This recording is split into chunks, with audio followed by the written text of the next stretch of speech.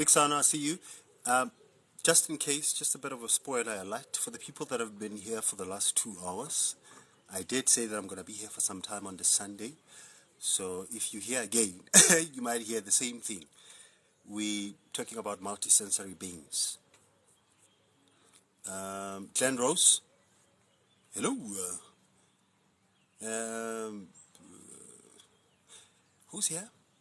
Hi, network here. I'm bored.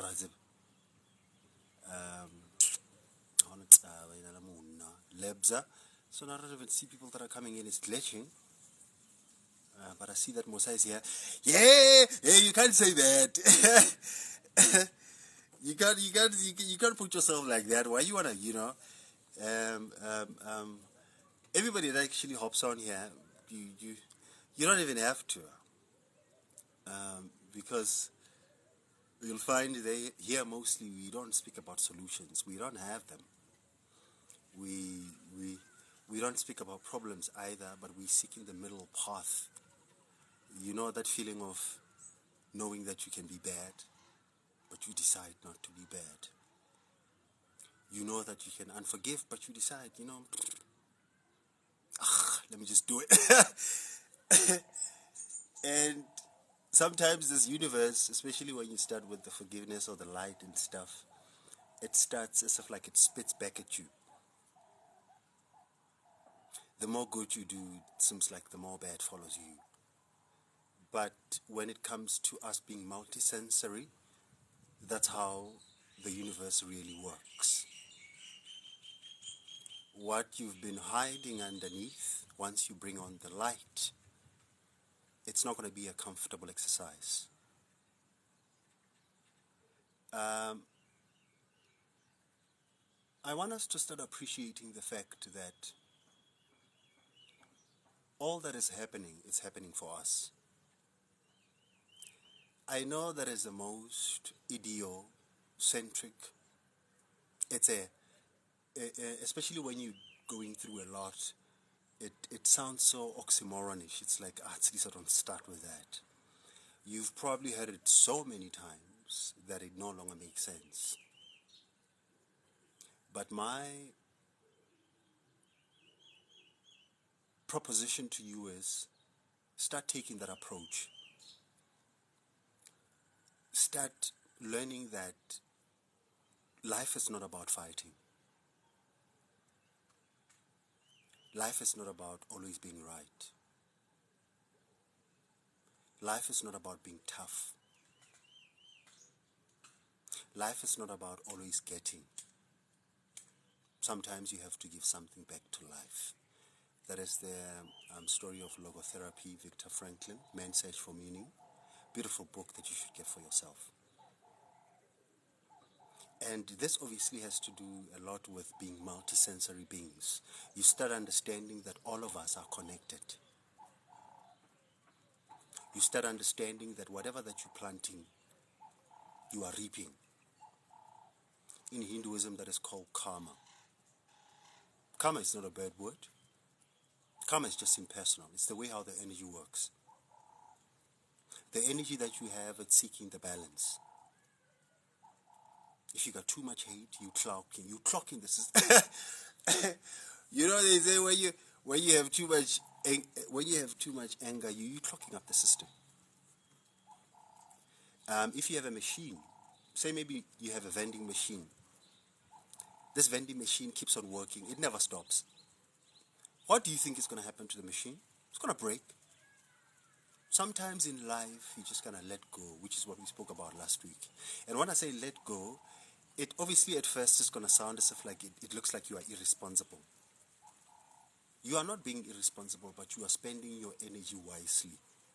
Because we're living in this thing here, this thing that we call Earth. Me and you, we're looking at each other. My network is bouncing from me. It hits up my pole, it hits up my whatever. Then it bounces and it hits yours and it gets where you are. That's energy. You are breathing like this, your heart is beating. There's an energy that is animating us. You can't see it because it's subtle. But there are laws. Like if you look at the law of, the third law of motion, for every action there's a reaction. So basically, I guess, um,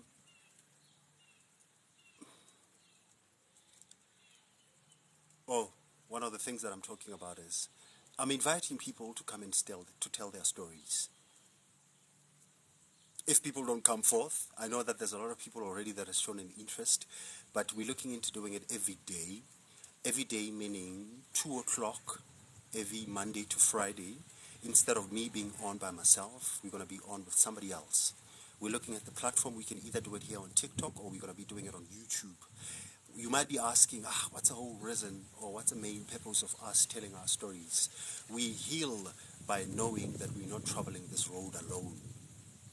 Some of the people are going to be sharing up their experiences whereby they'll tell you that they've been trying to heal for the last 15 years, but they haven't gotten through. And on this channel, you know it, we propose things like letting go, forgiveness, heal. If you want to go higher, if you want to understand the bigger part of yourself, you're going to have to let go of parts that are not yours.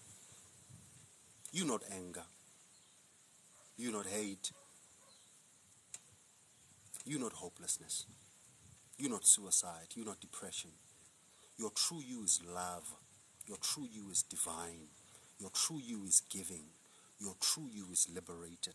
But it cannot be able to express itself if there's too much of not what it truly is. So I just wanted to hop on here quickly just to say, if you are in a WhatsApp group, I've dropped up a message whereby I'm inviting the people to come in through and tell their stories. We're doing the story tomorrow at 2 o'clock. We're probably going to be having a story again on Wednesday. It's all about the journey towards healing, the flops that you're coming across, the impatience that you're meeting, the day-to-day hustles, because the journey of healing, it's not always about smile, smile, smile. The journey of healing is it's not always about rose, rose, rose. Sometimes it's about mess, mess, mess, mess. And what do we do to stay afloat when that mess happens? Because we are in a process of unlearning. We are no longer now looking for the external power. We are no longer looking for dominating others.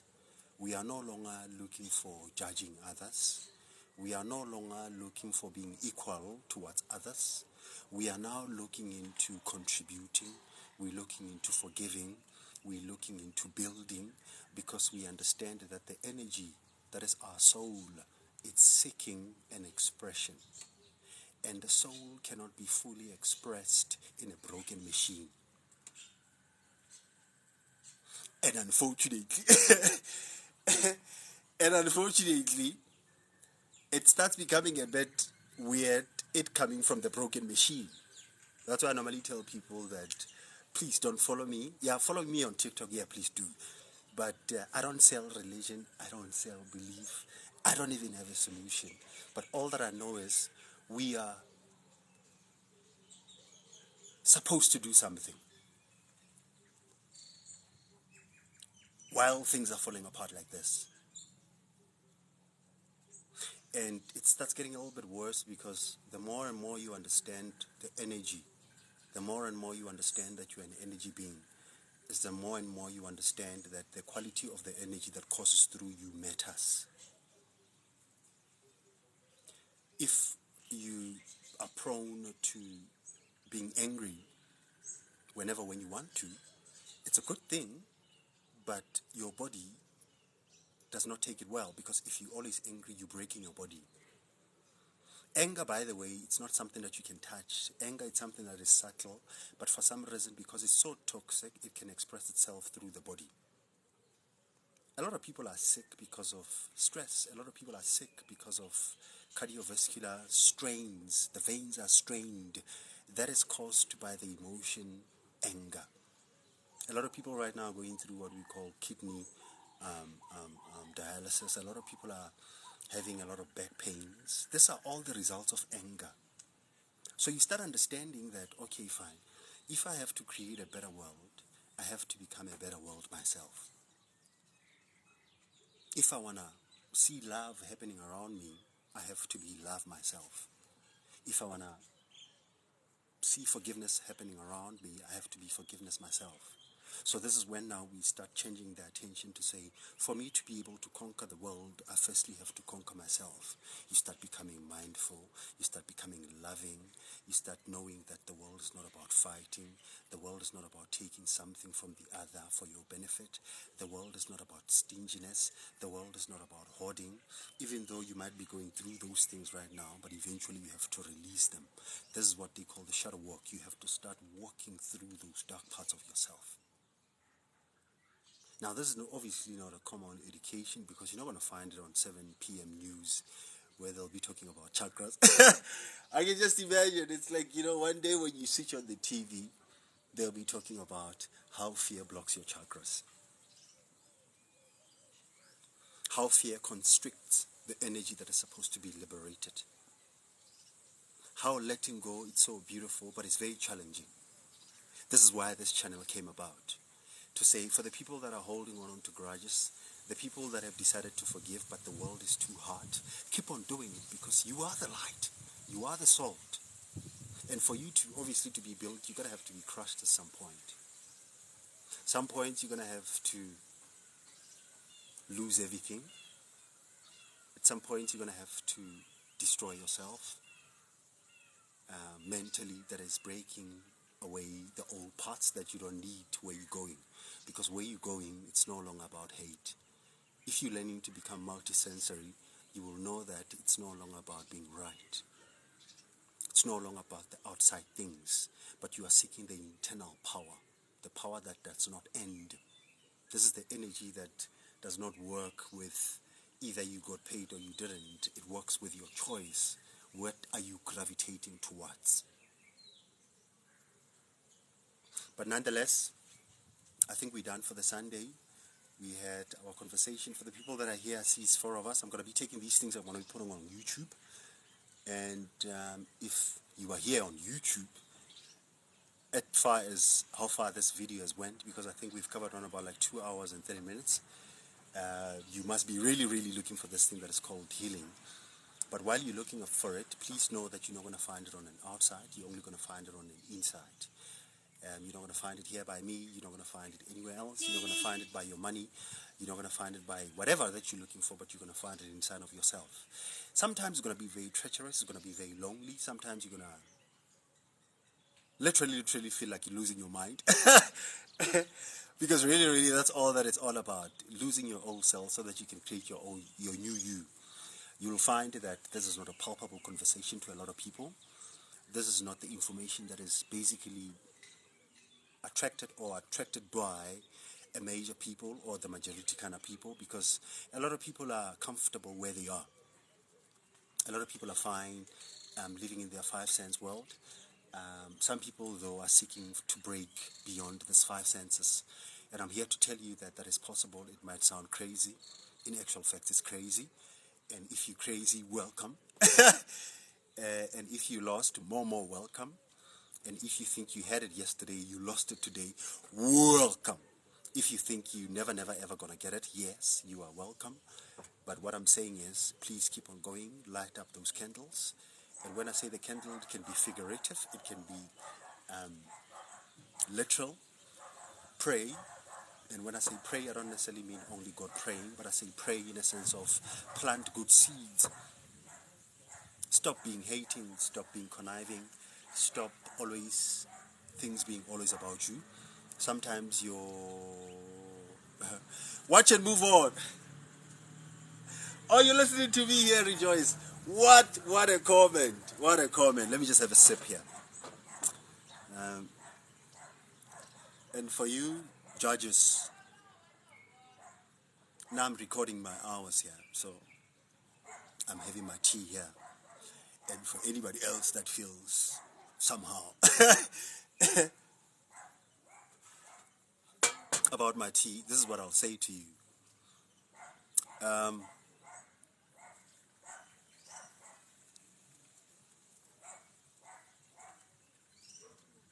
Whatever that you do on the journey, it's not of importance. You gotta keep it moving.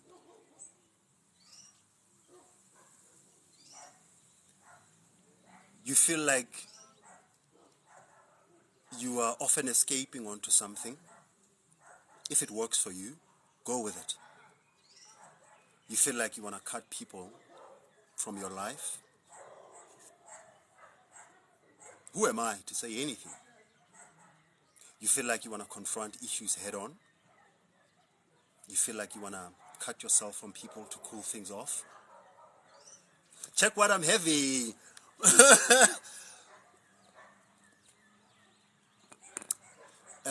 Thank you, Musa, for the lollipop. You feel like you want to drive. You feel like you want to listen to music. You feel like you want to run away. You feel like you want to go to it. You feel like you want to talk about it. You feel like you want to cry about it. You have to keep it moving.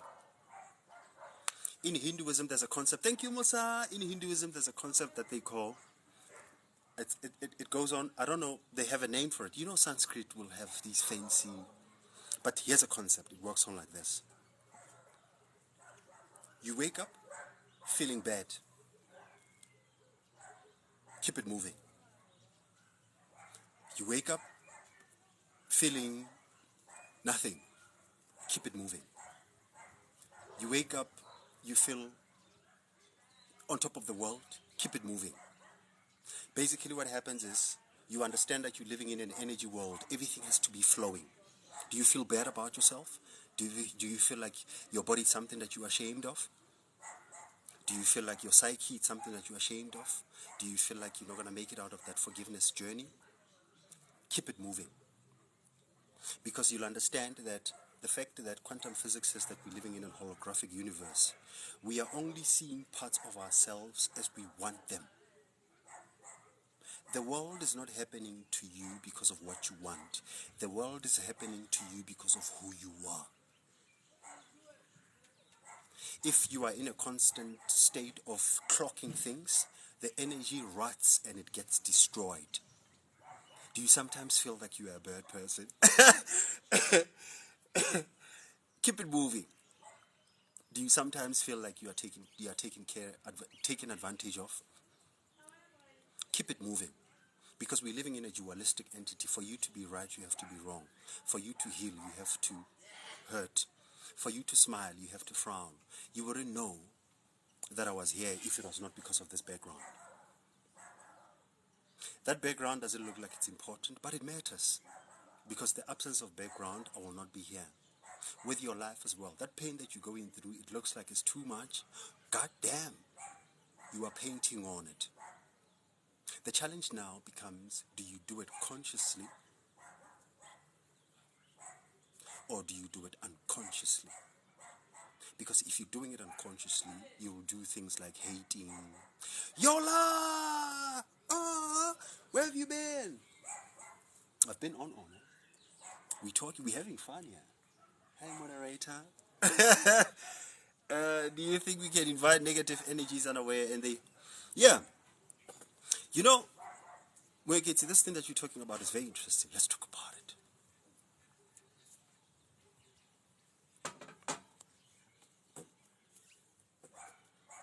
You are the conduit of energy. You. There is something that is coursing through you that you have decided to inhibit.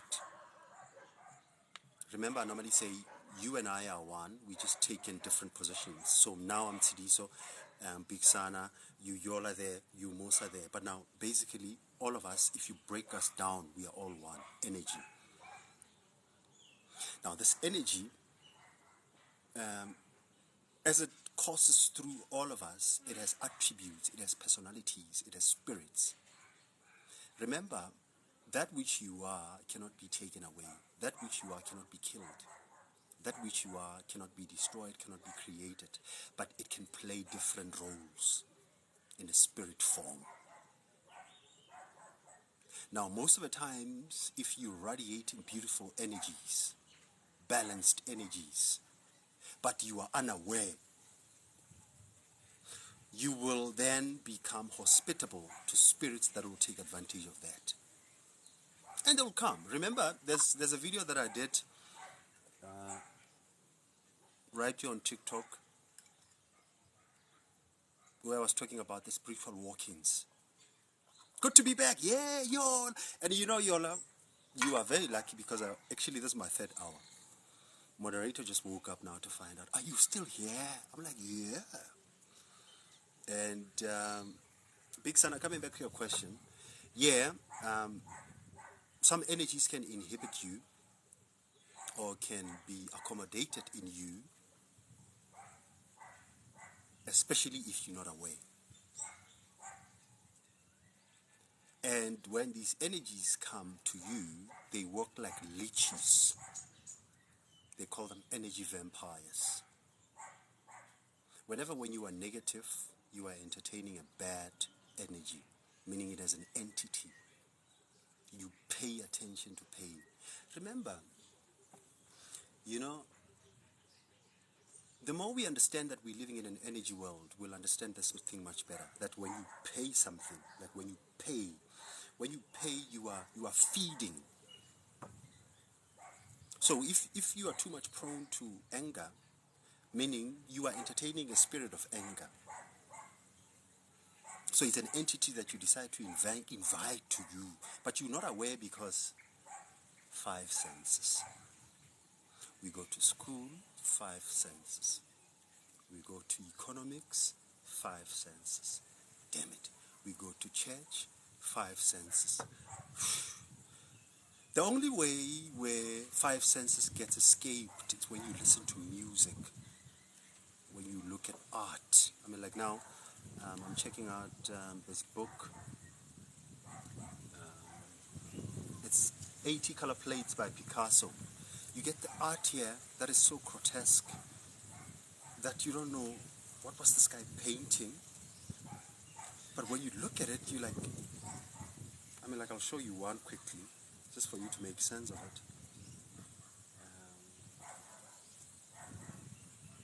Let me see. And now you start looking at the world in a very different way to say, oh, when I'm hurting like this, meaning there's something that hey, Faith! I want to show you guys a bit of a painting to say that sometimes when you say you're multisensory, I mean, like when you go to the art gallery, they'll show you things like these. This is from the book Picasso, 80 color plates. Not like it's important, but it is. I mean, like when you watch the tree gets blown, what do you do with it? 5 senses have told you that the world is all about getting. And if your world is all about getting, you can't appreciate small things. I mean, like the dog is barking right now, the birds are singing, the air is blowing.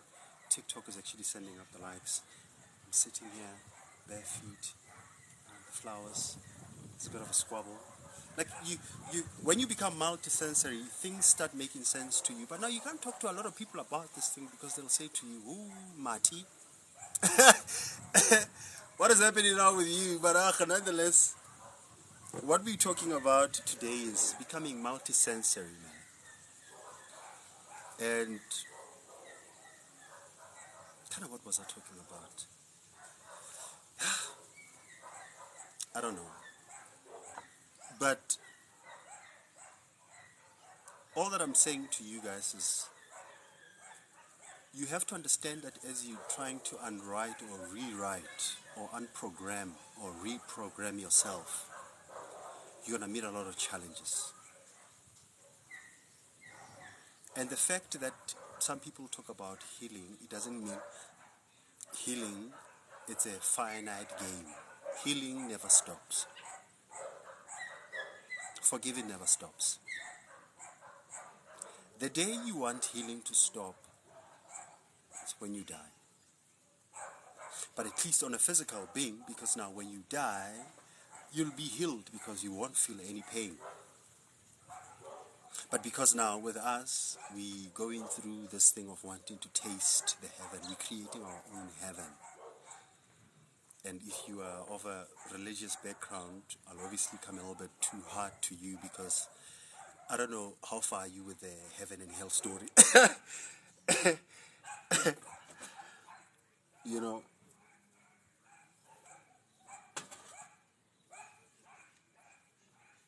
Oh, you got it. So that's what happens, Faith, because you start understanding that this thing is a game. This world that we're living in, it's an energy game. You watch it at play. But because it's on a third dimension density, it has laws, it has principles. And one of the principles that governs the third dimension is the law of duality. For the in, there has to be a out. For the on, there has to be a off. There's a law of karma. As you sow, so shall you reap. So now you start understanding, okay, fine, if I'm playing around on this third dimension density, if I'm planting bad things, bad things in what way? Bad things in a sense of hurting others, ignorant stuff, bad things, like uninformed things. I mean, like, because if you hurt the other person intentionally, I'd like to believe that that's an act of ignorance. Because if you knew that if you hurt another, you were hurting yourself, you'll basically find it very easy to forgive. Although, forgiveness is not a finite journey, it's an infinite journey. And it has multiple facets. You're going to fall sometimes. You'll find that Sidisa said that I must forgive. But now when you forgive, or maybe you were listening to David Goggins was saying forgive, or you were listening to Robert Sharma was saying forgive, or you were listening to Sadhguru was saying forgive, or you were listening to Oprah they were saying forgive. But now once you start forgiving, you're like, no, but when I forgive, but now, it doesn't work, because when I forgive now, I'm starting to get actually falling in love against myself. That's why I've opened up for the stories to say, let's all gather here, share our stories. Because if I share it from my story, I'm actually wasting your time, because I'm talking about my story. And it sounds a little bit mystical, because it's like, does that work? But if you hear it from somebody else, if you hear it from somebody else, if you hear it from somebody else, if you hear it from somebody else, remember you are stepping into the unknown. So people's stories are going to help you to patch this road. They're going to be like, and I mean, this invitation goes to the people that are even beyond the WhatsApp group. You probably know somebody that is having the most. Somebody that does not know if tomorrow exists.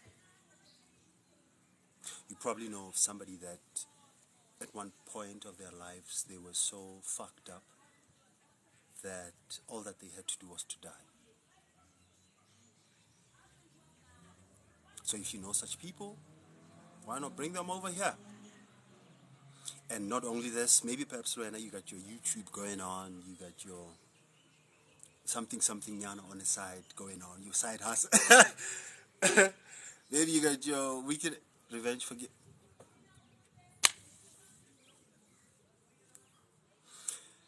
That's a principle of the Tao.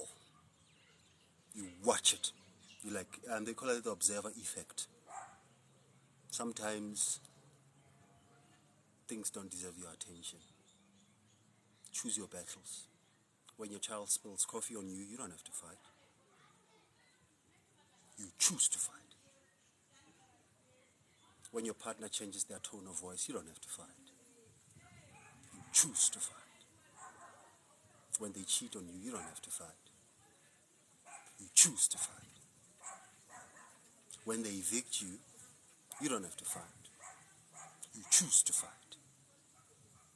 But it becomes more dangerous if you think that the world, it's all about war. But when you become multisensory, you're like, oh, I left my job because, not because really of my boss. My boss came to represent the energy that I've been running away from. This is a habit that is so fucked up. I picked it up when I was in my mother's womb. This is a trauma that I have to heal from. Or this is a fucked up habit that I picked up when I was young. My dad always wanted to get attention from me. I was never good enough. So I was overly impressive for people. So as a result, I happened to become an empath. So people are taking advantage of me. I think people have to like me wherever I go. That's why maybe perhaps I'm putting on so much makeup. That is why I'm buying so many things. Yet I'm not satisfied, because I think peace comes from the outside. So you decide one day, fuck it, you know what? I'm going to be me with my broken self, with my shamed self, with my broke self. And I'm going to look at myself, I'm going to say, okay, what do we do now? Do we sit down, have a pity party, cry, blame our ancestors, blame your God? Or are we going to say, okay, fine, out of this necessity, we're going to invent. Out of this necessity, we will try to give the light. Out of the hopeless situation that we're going through, I will choose to be the solution. Well, then you start taking a different perception to say, okay, fine, maybe instead of fighting, let me try this loving thing. I hear them talking about it. Law of attraction, law of vibration. It's all about love, love, love.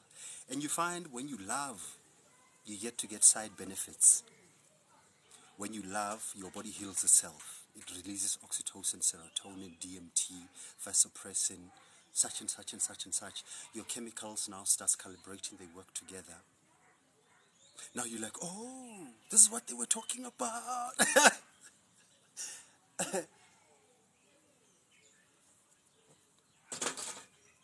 But then one day you wake up and back to square one. Bridgie. One day you wake up, you find yourself, you're back to square one. You go to the doctor's office. The doctor says, no, you have an incurable disease. And you've started with meditation. Or you get into a relationship after you started with the forgiveness journey. You're like, yeah, I think I'm ready now, so, or somebody, or the book that I was reading, it's all about, I think I'm ready, I'll get into a relationship. Then they cheat.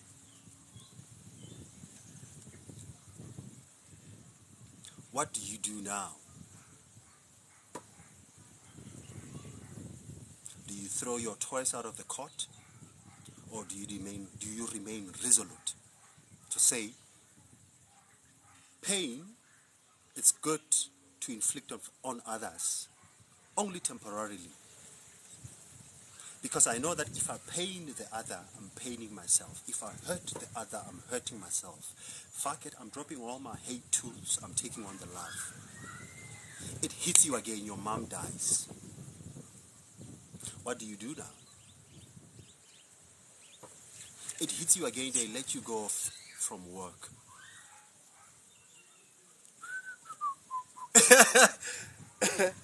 And it's like, sometimes, have you ever prayed so much that it's like the universe is quiet on you. You're like, but God, but we spoke about this thing, bro. I said to you when I'm having, or you said to me when I have problems, because we get told these stories on the Bible and stuff. You said to me but sometimes it's in your quietness, it's in your desperation, it's in your hopelessness, it's in your being lost that you find your goddamn self. They call it the school of hard knocks. I don't think you'll be sitting here listening to me if anything was working out for you. Because funny thing about these conversations, I've checked it with myself. Funny thing about these conversations, when everything is working well for you, you don't need such conversations. You're like, oh yeah, no problem. But what I'm here to say to you, hey Lolos, with all that, then what and how? Patsimo, when you're asking how, it becomes tricky because I'll have to ask you, from where are you coming from? To you, what does life mean to you? Does it mean war? Or does it mean peace? Because those are the same thing but very different things. Because if you think life is all about war, you will always want to protect yourself. You'll think, I know, they call it a defense mechanism. It's one of the fucked up habits that we pick up as we grow. Very fucked up. I actually want to talk about it at one stage to say, you don't owe anybody an explanation. Did you know that?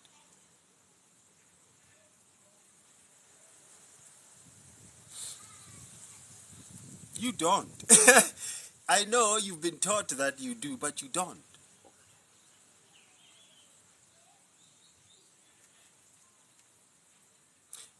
At the same breath, the world does not owe you anything.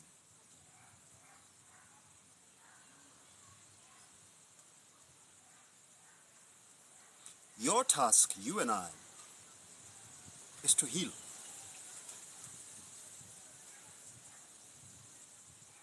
And it looks very funny because it's like, but now, so are you trying to tell me that I had to listen and read all these books just for free? There's nothing that I'm going to get. No, you don't. You're not going to get nothing. You're not supposed to get anything.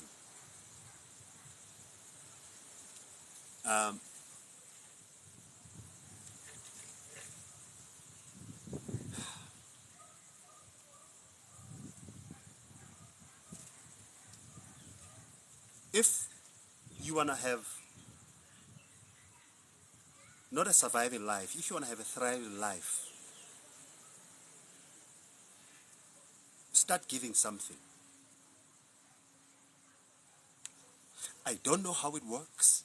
I wish I could explain it, but I'm hanging on this parable. Whatever that I sow, they told me that. I mean, I don't know. Maybe, the botanists will tell you if you're planting up an oak tree, if you are, they will tell you all these stories. But I know they told me that if I sow here, something is going to come up. How long? That's why I'm saying, if you're asking me how,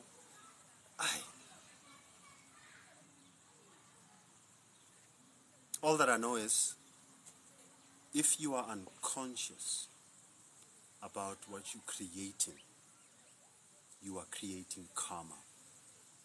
If you are unaware of what you are creating, you are creating karma. If you are conscious about what you are creating, you are dissolving karma. If you are aware of what you are doing, you are dissolving karma. What is karma? Action, reaction. The third law of motion. At church I gave, and they took and took and took until I felt drained. And hey, they done with you. Nice. You know why I'm laughing, Patimo? When I say they done with you, if you didn't go through your pain, you would not be here. If you did not get to know who you're not, you will not be here. If your past was never painful, you will not be here. That's how karma works. If the scale is going like this, the other one is going like this. If you're planting love, love is eventually going to come. But before the love comes, it has to get rid of the darkness. That's the unlearning part. You're like, okay, fine. Okay. He said, he said that if I breathe, or the book said, if I tithe, or if and you get it wrong, and you get it wrong, and you get it wrong, you because we're living. I mean, we're not living from the book. I'm giving myself, I've been giving to others. So, Patimo, on that one of saying people have been taking advantage of you, have you ever considered this theory? Listen to this theory. It goes on like this, and it's a theory, don't quote me here. It goes on like this.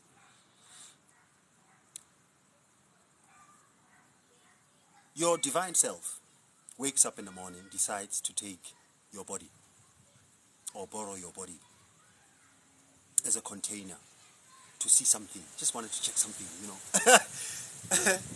Like he just wanted to, So he checks out something, and now when he checks this something out, it obviously chooses some of the things that it's going to go through. You chose your mom, you chose your dad, you chose your partner, you chose your financial position, even though sometimes I normally think, fuck.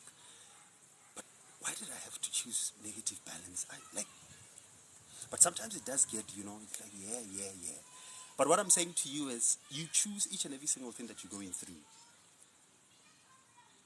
Ke mona mo tlang mantswe a reng Modimo a kekebe a o fa moleko o hlolang.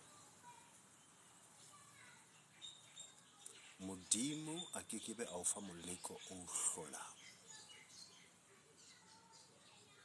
You are playing with yourself.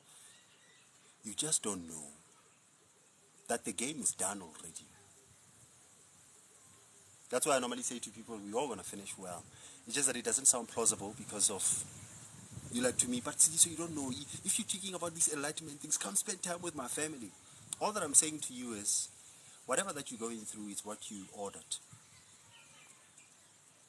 I think it's what the book of Jeremiah 29:11 speaks of, to say, the 29:11, it's one of the dreams and what? What I'm talking about is, you are known even before you were born. Something like that. So you're playing around with it, but now, if you're seeking too much hate, you are creating too much ignorance. Ignorance is darkness. Darkness is hell. The more you know yourself, you're bringing in light, you're bringing in knowledge, you're bringing in healing, you're bringing in love, you're bringing in creation that is light. However, you have a will power. They say you have freedom. They call it a freedom of choice. You choose. So when they say hell, hell is a state of mind. When they say heaven, heaven is a state of mind. Jeremiah 33. Thank you. So now, what I'm trying to say here is, or what I'm saying, and obviously I know that whatever that I'm saying, it's probably been lying to you. Because this is just a window. Because sometimes you have to peep, sometimes when you become multisensory, the world opens itself up to you to say, okay, fine. The war, or whatever that we're going through, it's a spiritual war. It's not a physical war.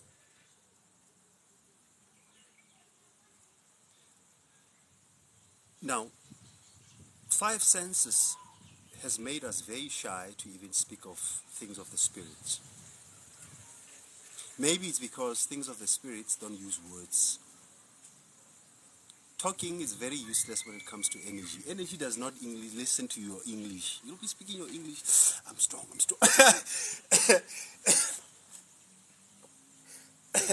You'll be saying, I'm strong. Energy does not listen to your English. Energy listens to your intention.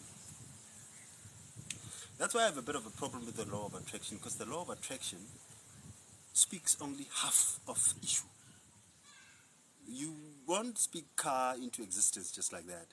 You have to understand that all along in your life, you've been creating unconsciously. That is karma. But it gets a bit fucked up, nyana. Karma, you don't get it when you get born. You start building up karma from your mom's womb. It actually even gets a bit further. You start picking up karma when you are still on your mom's and dad's loins, before you actually even get reproduced. But it goes further.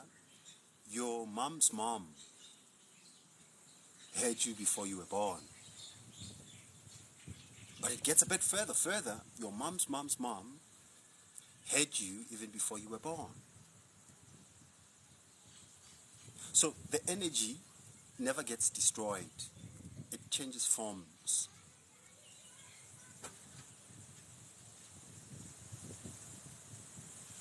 It's up to you. Completely up to you. I got nothing to do with it. I can't help you with it. Your pastor can help you with it. Your mom can help you with it. Your partner can help you with it. Your bank balance can help you with it. Your degrees can help you with it. Your goddamn self has to do something about it. Special K now? We spoke about this, right? To say, whatever that you're going to have to use going towards your stuff, do that. I'm having something that needs me to have something sweet, so you go figure. It's on a Sunday, we're having a good time. Let's call it tea for now. It's just semantics, you know. Yes, it's chilly out here. Let me see how much time I have. I just want to touch on one concept before I leave. Okay, I got 10 minutes. I spoke about the yin and the yang.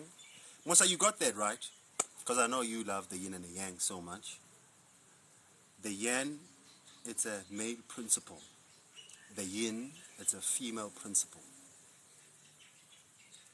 But this principle can also affect you depending what type of relationship did you have with these two energies, or do you have with these two energies. I know it with people that grow up from messed up families. You'll find that your dad always wants too much from you, so you are always radiating masculine energies, and masculine energies are fiery energies. They burn you up, they dry you up. People that have daddy complexes or daddy issues tend to have diseases that have to do with something that dries you up. Constipation is one of them, I know for sure. I'm not saying it's all of it, but part of it. I know that dialysis is part of it, because fire burns. Masculine is fire. When you grew up in a feminine dominating environment, you tend to have water energies. Water, it's a feminine energy. Sometimes you might find that your feet tends to get swollen. It's because you have too much water in your body. You tend to have low blood pressure. You got too much water, feminine energy in you. All along, this is just the energy that is coursing through you. It's a vital life force. It's your true you. Remember, the true you, it's like when you take this thing. You take this thing, you're like, okay, fine, what can I pour in here? Let me pour myself. If you pour yourself, you split yourself. When you split yourself, you play somehow. So the energy does that with us. It's electromagnetic, feminine, masculine, yin and yang. Faith, I'll try to put it on, but I've done it in segments. You know, I did first one, second one, third one. But I'll try, I'll see. So there's one concept that I just want to finish up with quickly while we're still on this journey of healing. And that concept is stop seeking. Is it back? Looks like it's back. Cool.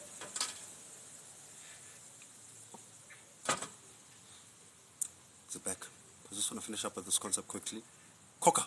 Kako. I said coca, kako. Okay, it's back. Okay, cool. This is what I want to say. With the last 5 minutes that I have, guys, let's just keep the likes ramping and whatever that you have ramping, because I think we'll talk tomorrow at 2 o'clock. We'll be having my partner in crime for the first person, you know, to take us on. We're going to be talking forgiveness. Maybe for Wena, healing might mean patience. For you, healing might mean giving. For you, healing might mean drugs. For you, healing might mean booze. For you, healing might mean partying. For you, healing might mean sex. For you, healing might mean plants. For you, healing might mean sings. For you, healing might mean songs. For you, healing might mean lying. Whatever that you want to talk about, that's what we're going to be talking about from next week. So, the concept that I want to introduce is the following. Stop seeking.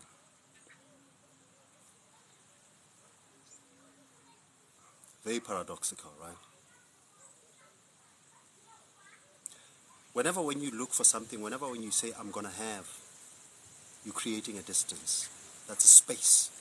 That's a distance between you and whatever that you want to have. That's an issue of space and time.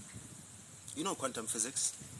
Don't think they're talking about anything difficult. They're just talking about if you are operating from the point of lacking, the distance is too much. If you're operating from the point of having, the distance doesn't exist.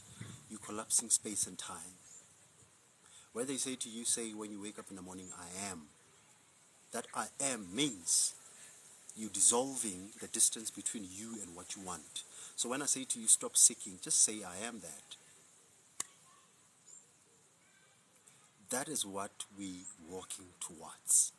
It sounds oxymoronish, it sounds impossible to be done, but I believe that a story at the time will change the fabric of that thing. What is the opposite of seeking? Chilling. Hey, Faith, don't ask me that. Why you want to be asking me semantically like that? But I truly think the opposite of seeking is knowing that you are. So instead of acting, instead of asking, say maybe if you wake up today, I know a lot of people like asking God for a lot of things. Whatever God is to you, it truly don't matter to me. But a lot of people like treating God like a casino machine. We go there to ask, we say like, hey bruh, I don't have transport money tomorrow, so hit me up with that. So if you do that, this is how chilling looks like. You go and say to the universe, you don't actually even go because apparently you don't even need to speak for our needs to be heard. You just say, okay, fine, tomorrow I don't know what I'm going to go to work with, but fuck it. I know I'm going to work. Then you chill.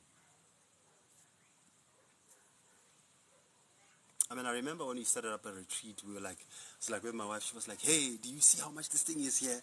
And when you call it this is going to happen. I'm like to her, okay, do you want a retreat? Must a retreat happen? We're like, okay, fine, let's create it. When you plant something, you don't go back again tomorrow digging it out. You leave it. How long it's going to take? In a process, you might be evicted. In a process, you might die. In a process, you might figure it out. In a process, you might not. In a process, you might fall sick.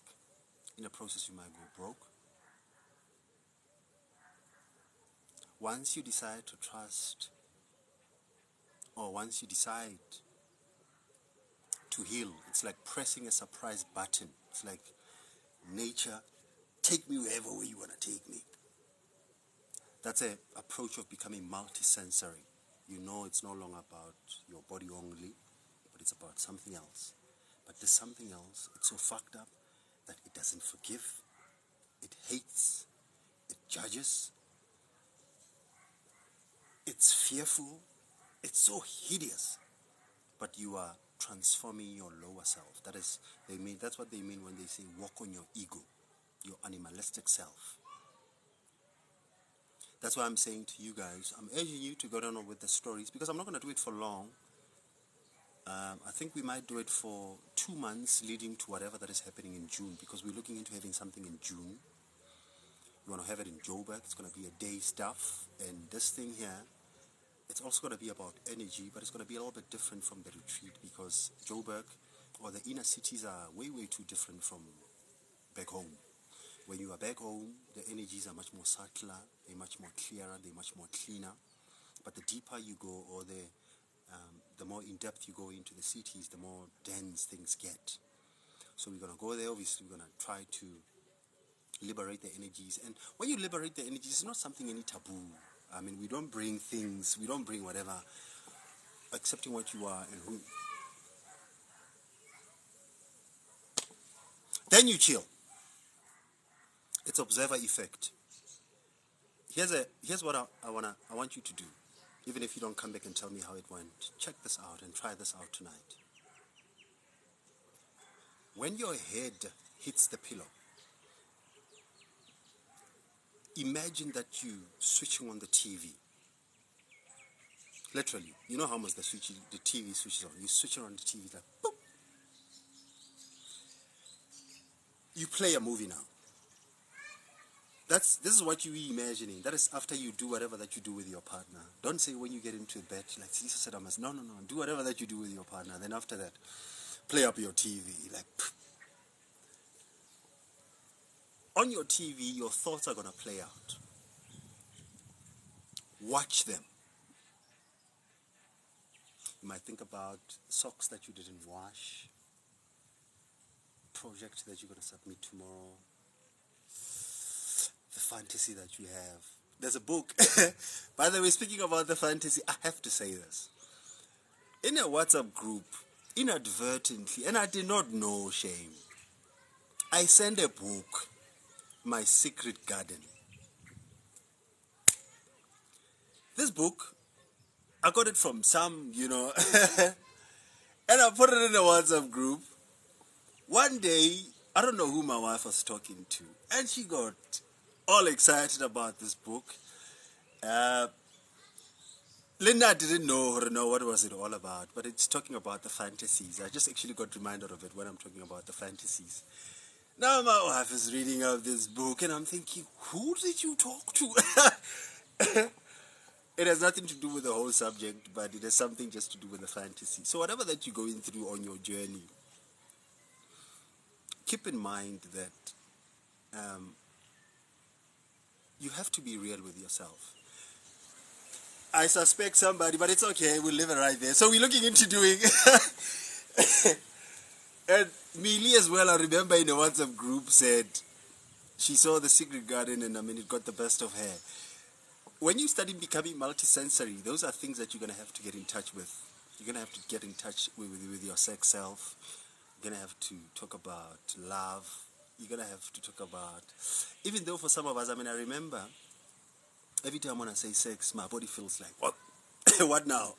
But you're going to have to liberate yourself. You're going to have to let parts of your old self go. That is part of the game. When you know that you are a lying person, start telling the truth. It might do you good. When you know that you are a bad person, start being good. This is not by seeking. Don't seek, just be. There's a beautiful album that I love by Common. Oh, I love that album.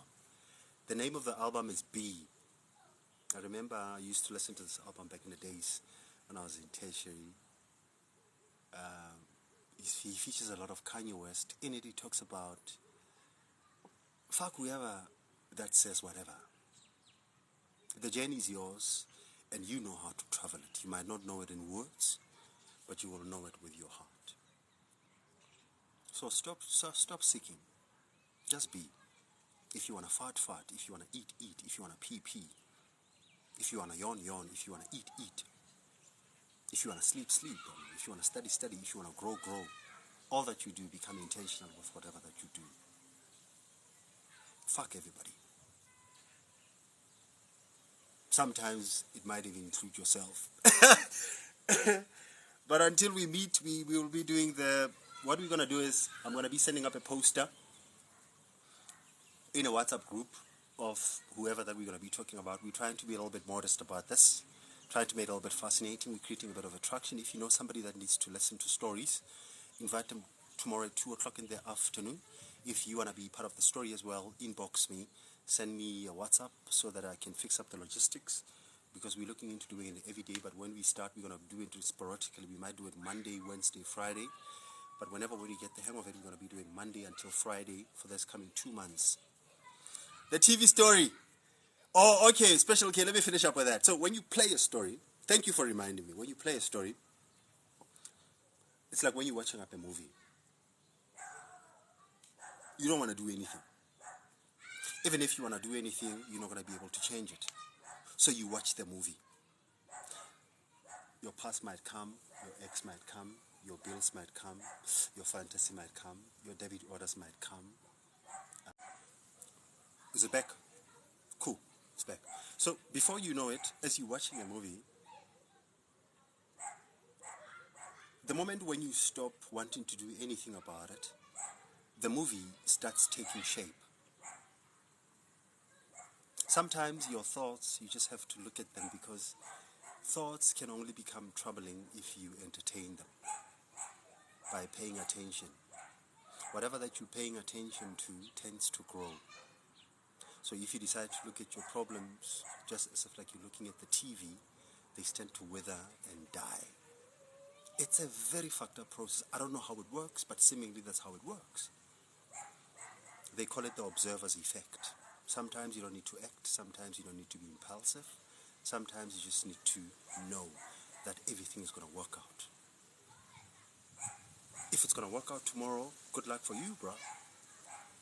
If it's going to work out in 15 years, same goes to you, guy. If it's never going to work out, maybe it will work out in the next lifetime. All right, no, cool. Work with that. But when you become conscious about what you do, when you become knowledgeable about what you do, when you get information about what you do, whatever that you listen to becomes energy. Whatever that you listen to becomes a source of living. Whatever that you listen to tends to take you somewhere. That is why you'll find that the more you learn, the more you unlearn. What happens when you see that the TV becomes horror movie? Okay. Hey, Rejoice. I like this question. When it becomes a horror movie,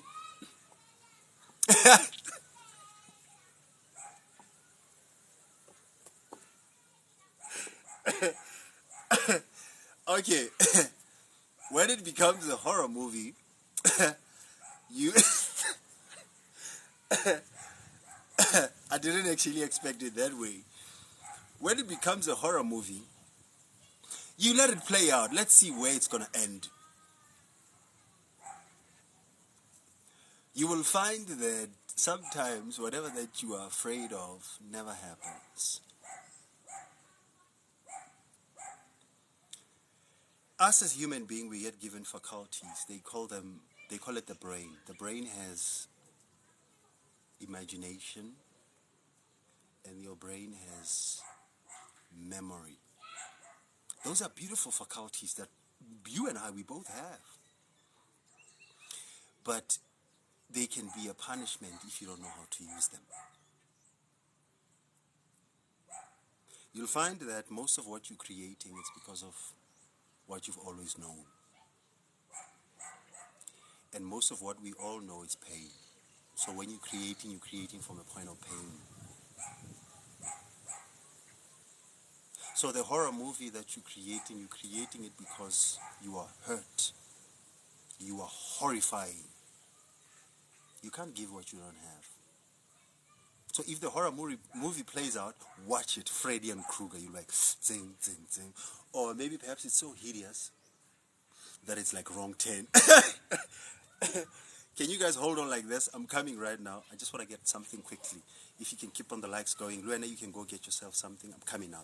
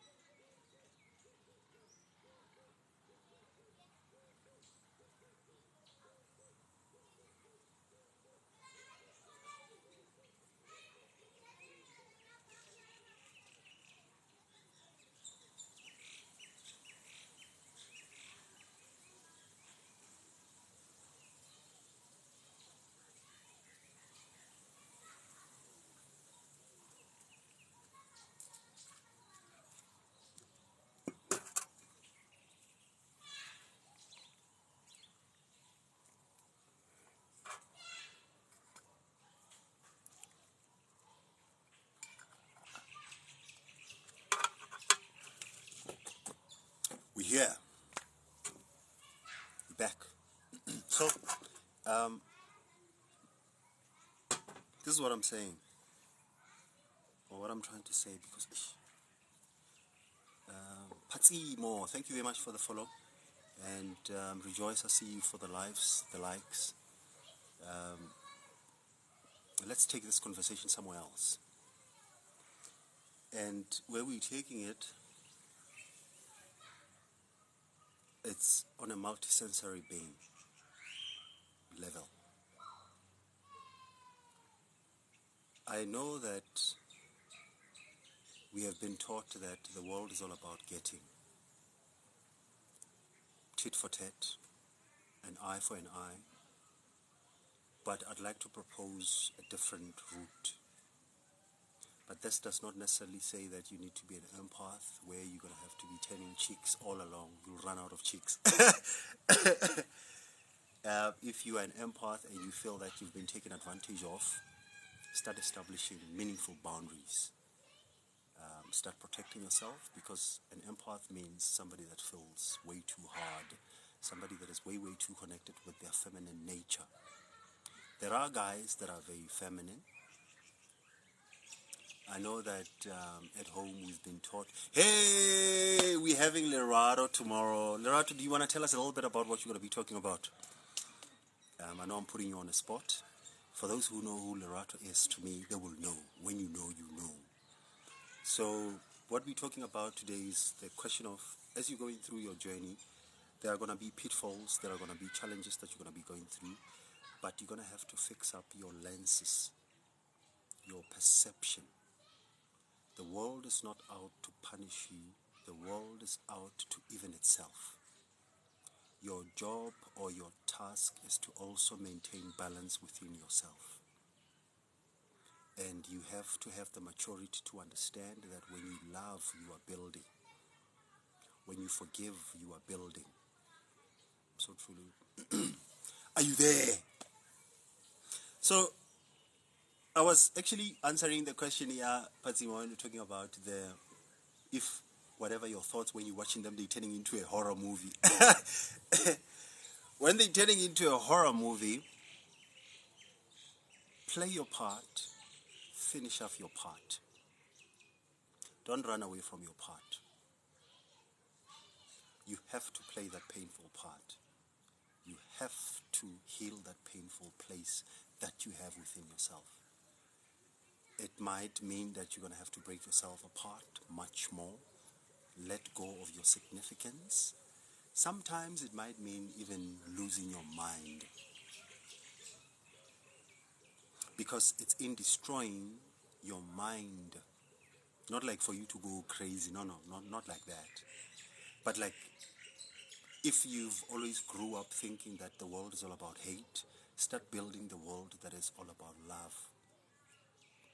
Unfortunately, a lot of people that we're engaging with are creating hate unawarely, even though I'd like to believe that some people do it unawarely. But that is not your job. Your job is not to judge. Your job is to move on. Your job is not to let that movie, even if it's horrible, to hold you back. Your job is to play the movie full, pay your karmic debts, heal your dark self. It's not nice. It's never meant to be nice. But you're going to have to mix it up with a lot of love, which is a lot of femininity, a lot of compassion, a lot of receptivity, a lot of forgiveness, a lot of being taken advantage of, a lot of being stupid, because these days when you are kind, you are very vulnerable. But fuck it, if it's your job, I mean, what can we do? I mean, like, if you don't like hating is not you. And you don't have to hate because you're living with people that hate.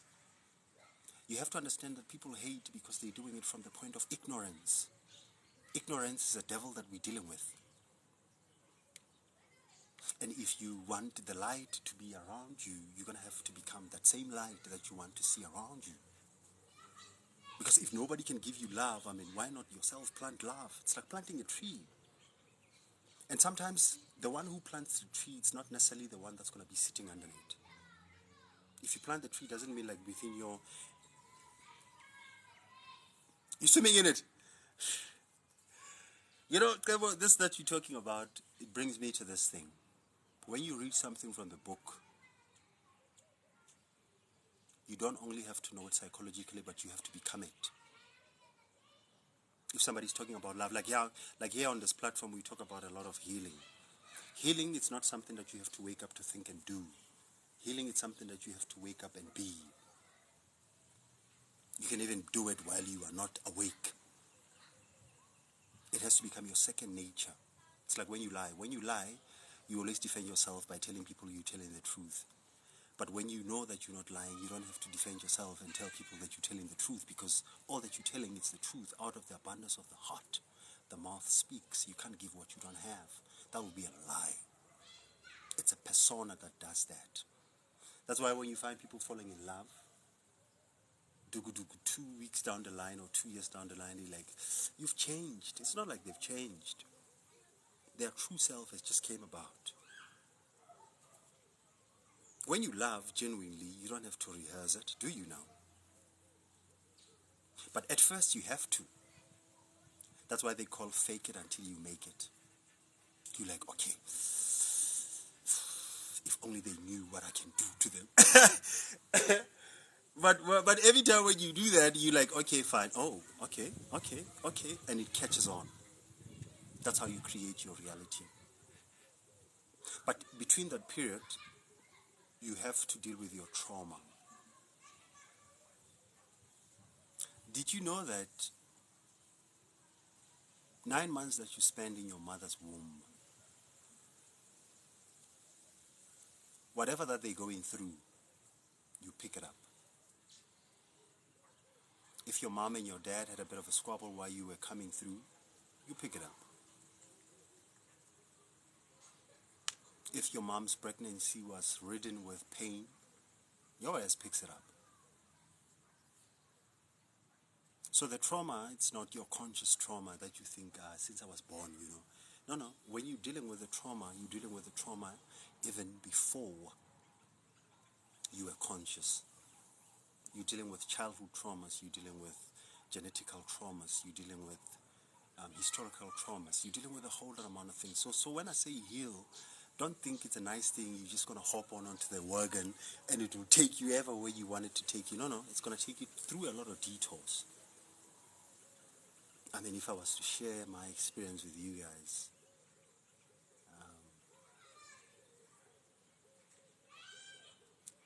you will not even want to listen to me. But that's a wonder of nature. Nature brings something out of nothing. Out of that destructiveness, nature brings constructiveness. Out of your darkness, nature brings light. But you have to choose. Both life and death are at the tip of your tongue. So if you want to heal, start talking healing. When is it going to catch? I don't know. I don't know your pain. I mean, it's not everybody that has been molested. It's not everybody that has been raped. It's not everybody that has been let go from work. It's not everybody that has had to sleep 2-3 nights without food. It's not everybody that doesn't know how their kids are going to grow up. It's not everybody that had to deal with being a single mom or a single dad. It's not everybody that is. It's a lot. All that I'm saying to you is practice your choice in a beautiful way. Choose life. If there's anything that you need to ponder on, let it be those things that are of life. And if it becomes dark, I don't know where you're going to find the light.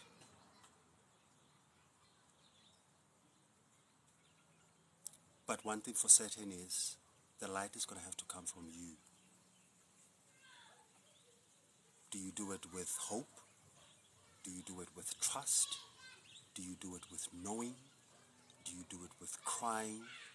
Do you do it with giving? Do you do it with being vulnerable? The light has to come, and it has to come from you. Well, if you decide to kill yourself, that's not the proper way of how to let the energy flow, because it's cheating. Because remember, if the energy came here to learn something and you kill yourself, well, the energy haven't learned that. So you're going to have to come back again. I don't know how you're going to come back. Maybe you're going to come back as a cop. How you like that? Maybe you're going to come back as a man. Maybe you're going to come back as a woman. It's a theory, though. It's a mythological story. It's not really something that you find in books or something that normally people talk about. But it's something that you have to study through. I mean, during the week, somebody asked me about God. And I said to them, deal with your concept of God. What is God to you? Who's God to you? Not according to me. If you get it from me, that will be a cheat. That's why I'm inviting people to get on the story things. I know it might look a bit...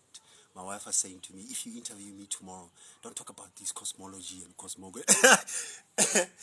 I laughed so much when I'm about to interview my wife tomorrow, and she says, don't talk about this astrology and cosmogony and cosmology things of yours.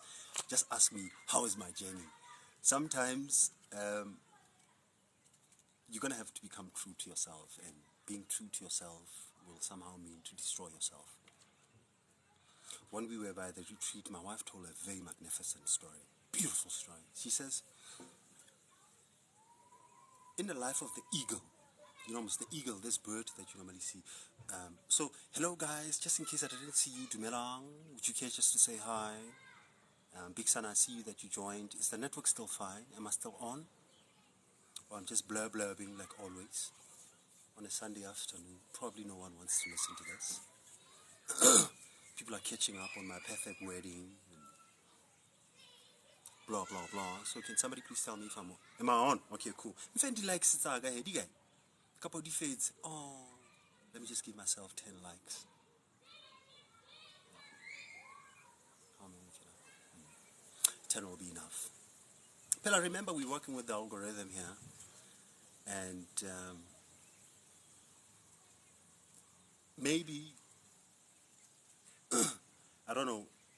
Some people might have seen that the more you become multisensory, you tend to develop detestation, or you tend to detach yourself. And while you detach yourself from a lot of things, like from people, from conversations, sometimes, I know it with myself, I made a decision sometimes that I'm going to discontinue my Facebook, my Instagram, my Twitter. I think I'm going for a year now. The reason being, when you grow knowledge-wise or spiritually, or when you want to heal, you tend to detest a lot of things. You detach yourself from a lot of things. And unfortunately, money was part of it. And now, the algorithm for me helps me to buy these datas, and the giftings for me, they go a long way.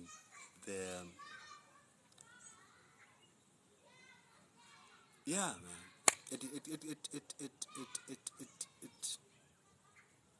It helps me keep the lights on.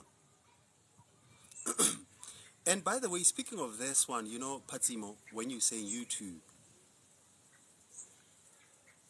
when the universe does that to you, it's because what you're dealing with does not need other energies. Because when I deal with you, we're exchanging energy. I don't know if you've realized that. When you're dealing with somebody, when you're conversing with somebody, you're exchanging energy.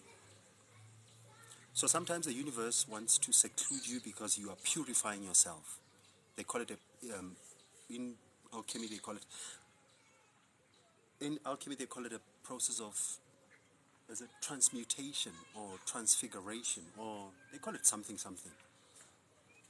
All it means is you destroying your old you in creating your new you. That's what Jesus was talking about the new wine skin. You rewriting your own program. So the universe will take you out. Some people leave their jobs. Some people leave their families. And I know it with bodhisattvas. They'll normally go into the fells. The shamans as well, they do that. They just say, you know what? My wife, my mom, my dad, my kids, fuck you guys. Off I go.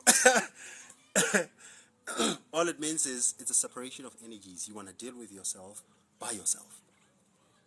But eventually you're going to have to be reintegrated back. Now, when you get reintegrated back into the universe, they call it light codes. When you get to know yourself more, you rekindle yourself, you write in your DNA, you reprogramming yourself, but you're somehow going to have to be brought back. So when you get brought back, so when you get brought back, you tend not to have these things, these money things. You tend to be running away from time to time. And now you find yourself having to work with less, or sometimes having to work with nothing. I mean, I was telling the people that went to that retreat that this retreat started on a zero budget. There was nothing. With your life as well, there's probably nothing that you can work with.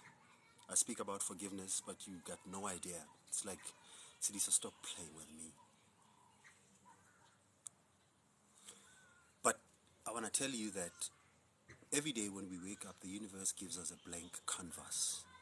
It's like for the people that paint, they will know the canvas is that blank background. It's not drawn, there's nothing on it. Your thoughts are your paint brushes. You know the paint brushes? When you print? Those are your thoughts. You create with them. And the more you decide to become aware of that, you want to create colorful stuff. You want to create peaceful stuff. You want to create lovely stuff. And while you create lovely stuff, your body thanks you. You start healing. You start getting rid of the headache. Just when you didn't know how you're going to pay your rent gets paid. Just when you don't know how your health is going to come about, your cells pull through. Just when you don't know where you're going to work, something keeps you going. It's not a payment, but it's a way of how the universe shows you that you are led. But you can't be led if you're still leading yourself.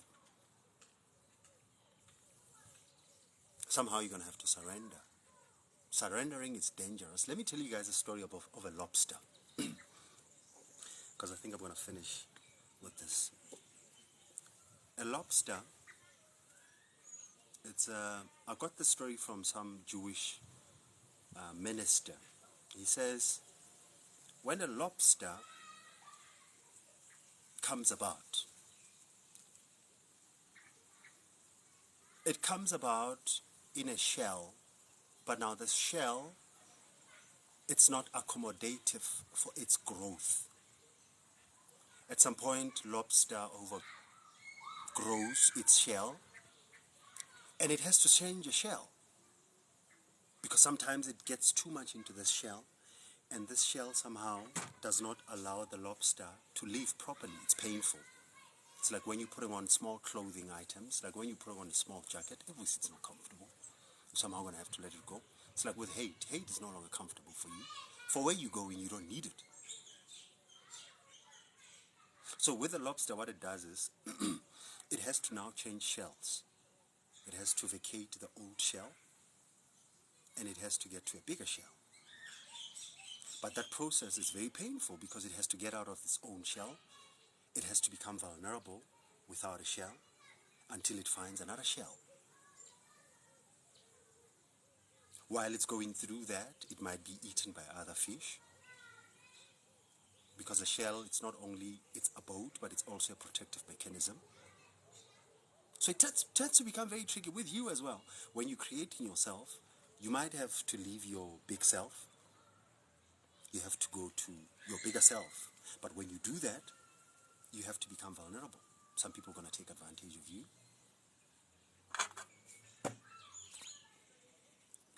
Some days you're going to have to go without food. The reason why I said I loved what happened in the WhatsApp group, or by the way, for the people that don't know, we have a WhatsApp group, a book club. This was initially started as a book club where we're going to be sharing our books, but it metamorphosized to become a family. In this group, a lot has been happening. I mean, like this week alone, we found ourselves at, hey, Olga! My third hour, how do you like that? So this week in the group, we had an instance whereby there was a need that came about. And this need came about, it was not even a request. Thank you, sis Olga! How have you been? Has the load shedding given you a bit of a break? Now I've been talking since 1 o'clock, now it's 4 o'clock. My word, my voice. And for the people that have been here since what do you guys want here? But before I get to digress, this is what I was talking about, to say,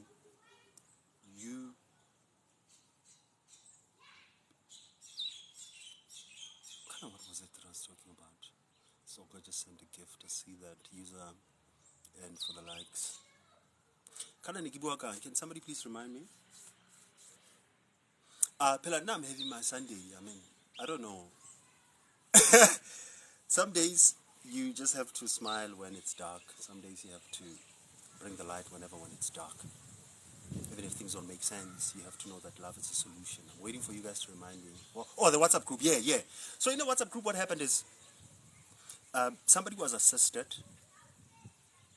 And for me, it was not really about the action that took place. But for me, it was about the principle behind the action.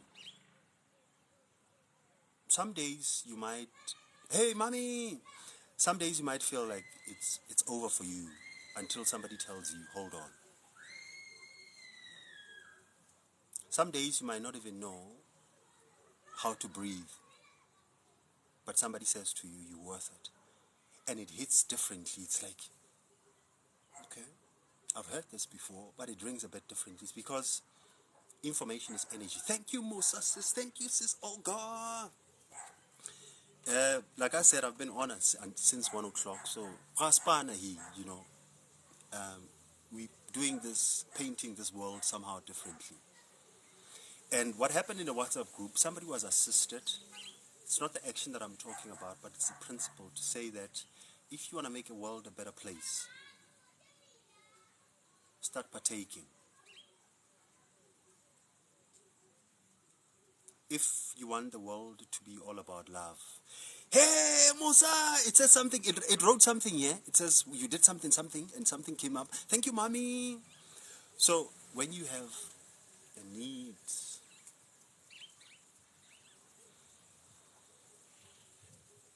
you are supposed to participate, or it's recommended. But remember, the universe does not speak English. The universe does not speak Sutu or Joanna. The universe speaks energy. How does energy communicate? Energy communicates by frequency. What's a frequency? The pace at which your energy moves. If your energy moves at the low frequency is hate, grief, shame, guilt, doubt, lack, fear. Those things are all vibrating very low frequency-wise. But when you take love, when you take completeness, when you take acceptance, when you take letting go, when you take surrendering, they range very high. Why? Because you're not fiddling with the way how the universe works. You are allowing yourself to be used. You are allowing yourself to become a servant. And this, it's not about money. This escapes five senses altogether. This is a multi-sensory approach. You're looking at the bigger picture. But it's going to take you to destroy yourself, to say, five senses for me, they've worked for me up until here. From now onwards, I'm understanding that I'm doing something that is beyond the five senses. It's no longer about external power, but it's about internal power. It's no longer about taking, but it's about giving. It's no longer about entitlement, but it's about responsibility. You know that you have that bad side. You know you can hurt others. Did you know that? Thank you, Kabo. I know you know that you can hurt others. You know that you can be very bad. But you take that side of you, you say, okay, fine, not now. You know that if you could cheat others, you could get away with it. But because you understand the law of the universe, that is of the karma according to Hinduism, what you plant is what you reap. You decide not to plant hate. You know that you can get the revenge. You know it. You know exactly. You're like, yeah. But you know what you do? You take a step back. Even if it means you have to distance yourself, so be it. While you're working on yourself. And this thing doesn't work with morale. It's not right, it's not wrong. It's not good, it's not bad. It just is. Stop going with the good and the bad, the right, the wrong, the good emotions, the bad emotions. Each and every single thing that happens here on this universe happens for you. The world is happening through you and in you. And nobody's out to punish you. If anything is punishing you, it's yourself. As cocky as that might sound, as painful as that might sound, it's the truth. So do you want something to change in your life? Stop seeking. If you want love, don't look for it. Make it. If you want money, don't look for it. Give it away. If you want peace, don't look for it. Become peaceful. You're healing from the inside out, not from the outside in. That's very temporary. That's a limited power. The power that you get from the outside is very limited because sooner or later you're going to have to defend it. I mean, like right now, in politics, for an example, if you get a position, if you have to defend it, that's very limited. Right now, if I come here on TikTok, for an example, I say to you guys, I'm charging premium for my content. That's a very limited perspective. Because anything that you get from the inside, it doesn't die, it doesn't run out. Anything that you get from the outside, it dies. It's not abiding. How do I give money if I don't have put one?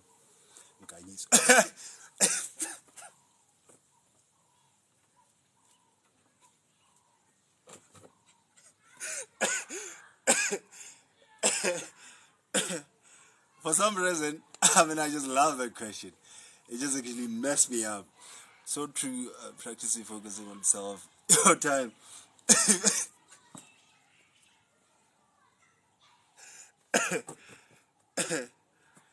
Asses. Nganyiso, look at it this way, Look at it this way. Hey, this retreat was busy with me, but I'm done with the retreat. But we're preparing for something else, and when it comes as well, it's just going to take everything away. Until I learn on how to deal with that energy. Because sometimes when the energy comes and it sweeps you away, you're like, whoa. What is money? Money is a sign of wealth. It's not the only sign of wealth. If you were to be trapped in a desert, you wouldn't eat the money. Money is not the wealth, it's a sign of wealth. It's like when you get to the restaurant, when you read the menu. The menu has very beautiful food on it, but you can't eat the menu. You have to order because the menu guides you. The money is a neutral entity. It doesn't have power until you give it power. So money has something to do with limited way of living, because if you don't have it, you can think somehow of yourself. If you have it, also you can think somehow of yourself. So money takes your position. If you're a good person, money will make you more good. But if you're a bad person, money will make you more bad. Money is just there. So money, for me, especially when you are taking on this thing of spiritual journey, you tend to develop a bit of detestation towards it. The reason being, the energy that money has now is very dangerous. In what way? Money is very dangerous in a sense that you'll start by having it, and once you have it, it will start having you. That's where the problem is. I think that's what the Bible was talking about, to say you can't serve two masters. Love of money becomes the root of all evil. Not the money itself, but it's what it means to you. Because if money to you is the end of it all, you're going to have a problem. If I say to you, give, and you think it's in the form of money, you are messed up already, because it's going to be a challenge. You'll wait for you to have a certain amount of money for you to give, but you don't understand that you can give love. You can give the light. You can give your attention. You can give forgiveness. You can give your prayer. You can serve others. You can have a skill. I mean, like me, here I am, I'm running up my mouth. I don't even know half the time what the heck am I talking about, but here I am. All that I said to myself, I thought, okay, fine, fuck, everything is fucked up. I don't even have this, I don't have that. But I'm thinking, okay, fine, shit, I don't even have a phone, I don't have this, let me do this. Let me give myself to this power and see where it will take me. Then I decided, okay, fine, let me just become a channel of peace. Doesn't mean like I'm peaceful myself. I decided to become a channel. So when I give myself to my channel, the channel takes you, it carries you, it picks you up. So life, it's not all about the external power. It's also about the internal power. How do you get the internal power? By becoming selfless. Sometimes it's not about you.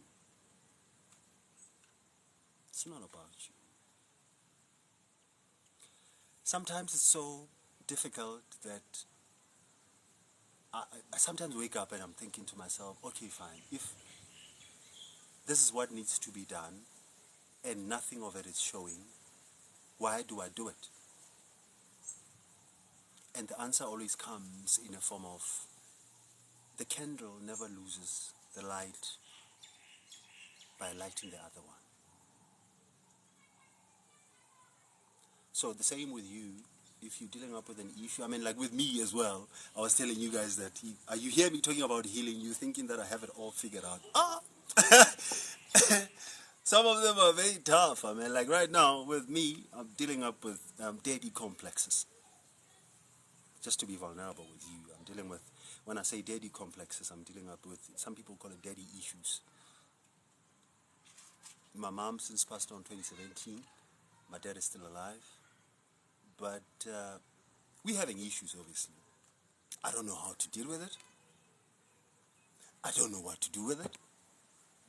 But all I know is, if I hate myself while I'm figuring it out, I'm killing myself. While I'm figuring out, while I'm waiting for the answer, I'm loving myself. I'm sending the love to them as well, even though not physically.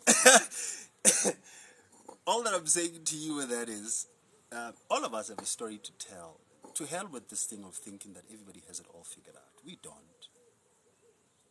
Part of us growing is accepting that we don't have it figured out. You have mother issues. Oh, good luck with that. Oh, my word.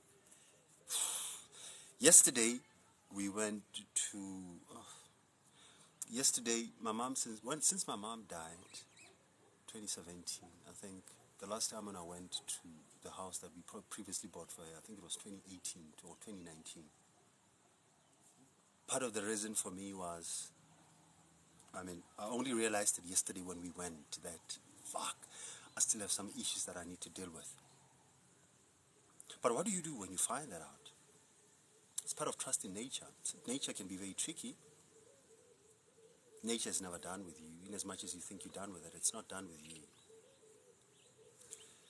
So all of us, we got journeys of some different sort, we got stories of some different sort. But while you're waiting for the answer, while you're waiting for the solution, plant love. While people say that there's nothing that's going to come out of you, know that you got something that you're busy cooking. Money might come, it might not. In my case, it hasn't.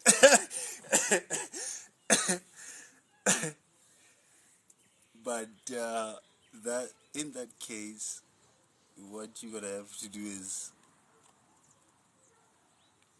stick it out. That's why I'm starting up with this thing with the stories. And we will be talking to Loretta tomorrow. 2 o'clock. It's not going to be the normal session. It's going to be a little bit of a different session with a kinkiness. Starting up with my significant other to pave the way, inviting some feminine energies, and because that's all that we need these days. We need some softness. We need some coldness. We need the water. We need some moist. We need to be calmed down. The world looks like it's going out of structure, but it's not really. It's fixing itself in breaking itself apart. And if you part of the collateral damage as well, fix yourself quickly, because the time is now for you to pick yourself up with your bootstraps. Some days you're going to have to do it alone. Actually, mostly. You might have to sign up for that meditation class. You might have to sign up for that yoga class. You might have to buy that book. You might have to leave whatever that conversation. You might have to drop that hate. You might have to extremely sometimes leave your job. Sometimes you might have to become stupid for a while, because to fix yourself, you're going to have to unfix yourself. And while you're doing that, don't forget to take a dose of love. A lot of us are sick. 1 dose is not enough. Take 2 if you can. If you can't take 2, take 1,000,000 doses. And if you don't know where to go, if no book gives you an answer, if Tsidiso doesn't tell you what you want to hear, if your partner doesn't tell you what you want to hear, go here. How many senses do you think we can activate at the moment? And laughing helps well. You find it difficult? Let me start with Akona. Akona, how many senses do you think we can activate? No number. Clairvoyance, telekinesis, clairaudience, levitation,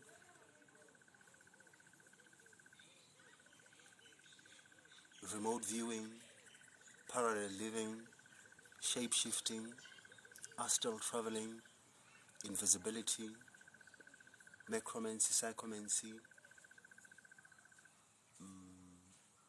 What else? I don't know which ones you want to talk about. There's a lot. Mommy, you're saying, and laughing helps me.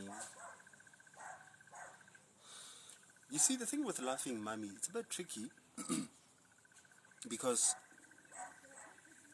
basically, what does laughing mean? Laughing means introducing, it's like comedy. Comedy introduces humor where there's pain. That's how comics actually get their story. They will introduce a normal story, but give a bit of a kicker. That's a punchline. It's like you're going, and what you have to do is, at some point, once you accept that you are a multisensory being, you're going to get to a stage where you laugh at your pain, while crying at the same time. But all that I'm saying is, if whether you have to cry through it, you have to laugh through it, you have to hate through it, you have to care through it, you have to jump through it, all that you need to be aware is you have to go through it. But when you go through it, don't just go through it, grow through it. And when you go through it, don't let it make you bitter. If it makes you bitter, it's a trap. But if it makes you better, it's a pluck. How do you know that? Hatred makes you sick. Love makes you well. The bestest way on how to know if your energy is calibrated is what happens with your body. Because your body is like a dashboard. Your body will tell you. If you, I haven't went to a doctor and had a doctor saying, hey, because of your love, you are getting so sick. No, the doctor never says that. But everywhere where I went, the doctor would always say, because of your stress, you're very sick. Stress is hate. Stress is anger. Stress is inability to let go. Stress is unforgiveness. Stress is stagnation. Stress is, it's a robber. Stress is fear. Stress is lack. Stress, you know. Don't let me, because you know. But when you are a loving person, you wouldn't even go to a doctor's office. Yeah, you'll go because of some accident there, maybe perhaps, but your system will be so acute and attuned. Your T cells will be so up to par. Your bone marrow, your calcium, your excretory system, your lymphatic system, your immune system, your muscular system, your skeletal system. Most of your organs will be working because when you are attuned, your body produces beautiful music. You are alkaline. But when you are angry, you are acidic. And you'll find that acidity in your body makes you sick, because that's why you'll find people saying, I need Eno, I need freshen, I need this, I need this. It's because of too much energy. But this energy does not only play out in terms of food, it also plays out in terms of thoughts. And now these thoughts are not only the thoughts that you're thinking now, these are the thoughts that might have even come about even before you were born. How do you look? How do you do this? That's why I'm saying to you guys, check out that song, Beg Lady, Erika Badu. There's a lot in that song. Some of the bags you're going to have to drop and move on and blah, blah, blah. But since we're already done with that, I think I've done my 4 hours, or is it 3 hours? We will meet tomorrow at 2 o'clock. Thank you very much for whatever that you guys have done. We'll meet tomorrow. Akona, see you that you followed the brother. I want to practice that, Linda, laughing more. Hey, but sometimes laughing's not nice. I mean, especially when your debit order is just bounced.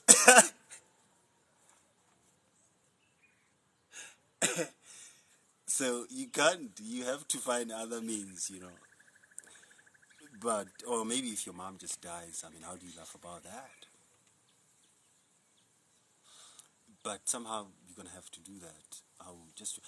But come on. Okay, I'll wait for a question then. But now I've been on here now, I think it's going for 4 hours.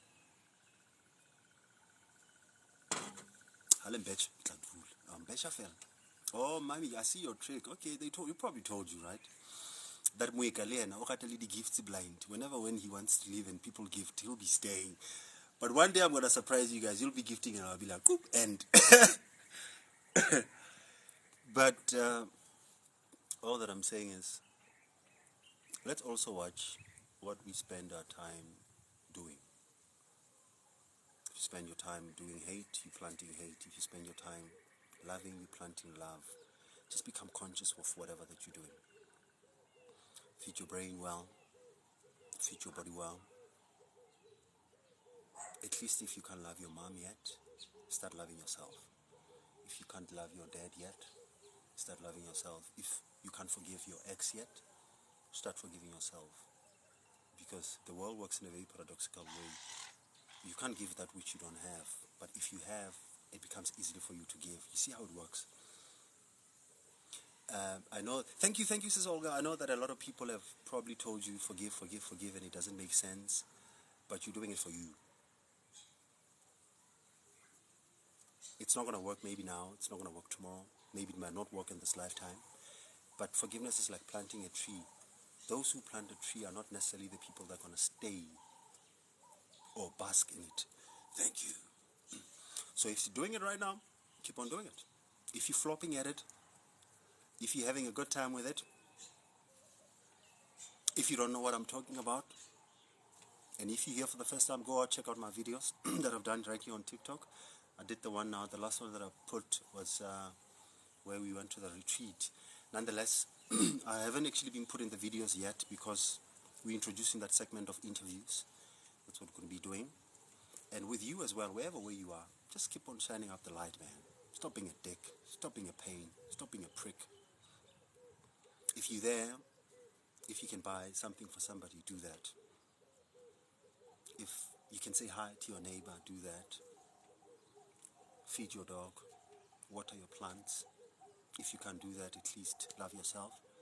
If you can't do that, thank you, Musa. Yes, we have our families and loved ones, but forgiveness doesn't mean that you return the place. But hey, Musa,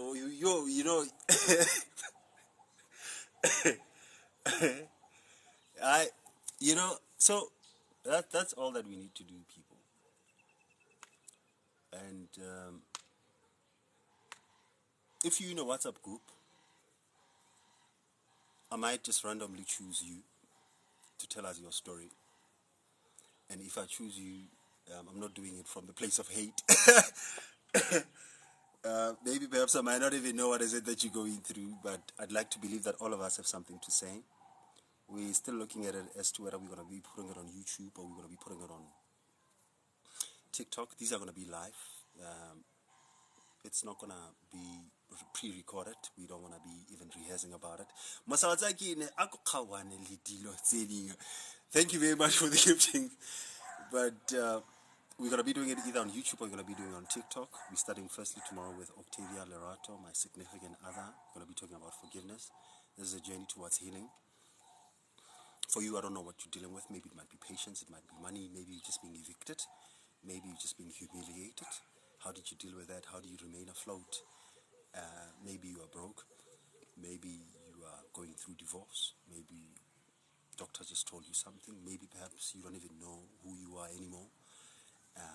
But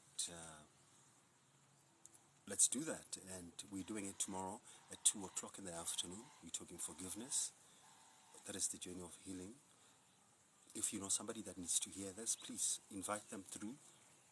If maybe perhaps you know somebody that you think they need to tell their stories, please let them know so that they can join us. They don't necessarily need to be part of the WhatsApp group. The WhatsApp group is just for semantics, to send up the books, to keep the information in a certain holding. But somehow now we're pursuing the internal power, not the external power. We don't know how to get it. We're helping each other out. We are a bunch of people that got lost, and we're looking for that. Some people call it the philosopher's stone. When you go to alchemy, this is something that turns the bad to the good. So we're looking for that. So we will do it tomorrow. Goodbye.